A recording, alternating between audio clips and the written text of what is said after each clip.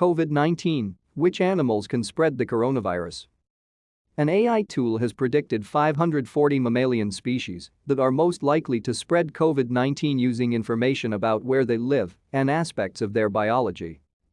According to the model, mink, Sunda pangolins and bats are among the top 10% of species most likely to spread COVID-19, which matches results from lab experiments. The SARS-CoV-2 coronavirus, which causes COVID-19, invades human and animal cells by engaging the ACE2 protein on host cells with its spike protein. This step is required to infect an animal and be transmitted to other hosts.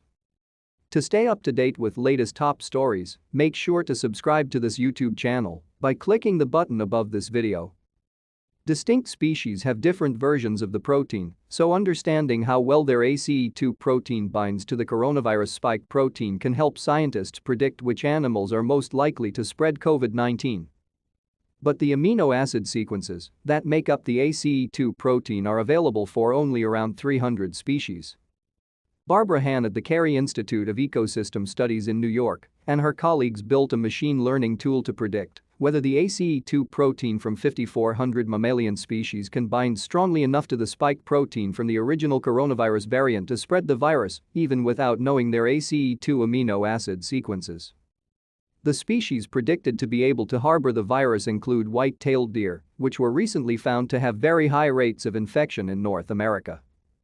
Striped skunk and 76 rodent species including rats and deer mice were also deemed likely to spread the coronavirus, along with some farmed species such as water buffalo. To create the model, the team first estimated how strongly the spike protein binds to the ACE2 protein from 142 mammalian species for which the ACE2 sequences are known, and whether or not these species are likely to spread the coronavirus based on this binding strength. They then trained the AI to learn patterns between transmissibility and a set of around 60 ecological and biological traits gathered from previous studies. The traits included where the animals live, how much their habitats overlap with human populations, their lifespan, how varied their diet is, and their body mass. When given biological and ecological trait data for the other species, the model could then guess the likelihood of different species being able to spread the coronavirus. These results must be followed up with systematic surveillance and lab studies to test and validate the predictions, says Hahn.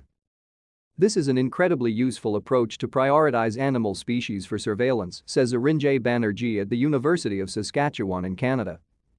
Surveillance will help track viral infections and the possible emergence of animal-adapted coronavirus variants, says Banerjee.